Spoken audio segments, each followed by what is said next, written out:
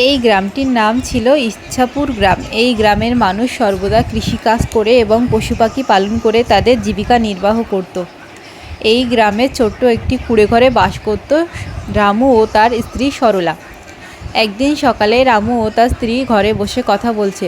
তারপরে রামু তার স্ত্রীর কাছ থেকে কোদালটা নিয়ে মাঠের দিকে রওনা হলো কৃষিকাজ করতে।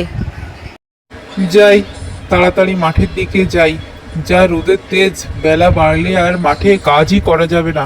সকাল সকাল গিয়ে মাঠের কাজটা সেরে আসি। এবার তো ধান বেশ ভালোই হয়েছে। এবার মনে হয় ফসল খুব ভালো হবে।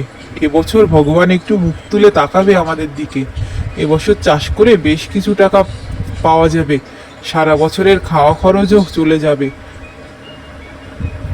এভাবেই রামু দিনের পর দিন কঠোর পরিশ্রম করে মাঠে খুব সুন্দর ফসল ফলালো। খুব সুন্দর ফসল উৎপাদনও হলো। কিন্তু হঠাৎ করে একদিন অনেক জোরে ঝড় বৃষ্টি হতে শুরু করলো। রামুর চাষের জমি পুরো বন্যার জলে ডুবে গেল। হায় হায় হায় হায় হায়, এ কি সর্বনাশ হলো! হে ভগবান, তুমি এ কি বিপদে ফেললে!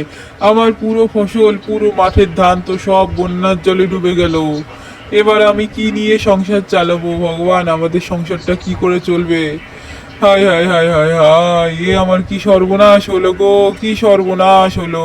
রামু খুব ভেঙে পড়েছিল, কিন্তু তার স্ত্রী সরলা তখন তাকে বলল, তুমি আর এভাবে মন খারাপ করে বসে থাকো না। তার থেকে আমি বলি কি, ওই জমিতে তুমি মাছ চাষ করো। ওটা তো পুরো পুকুরের মতো হয়ে গিয়েছে, ওখানে তুমি মাছ চাষ করো।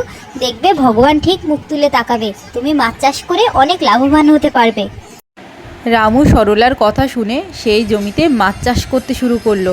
কিছুদিনের মধ্যেই সেই জমিতে অনেক মাছ হলো। সেই মাছ রামু বাজারে বিক্রি করলো।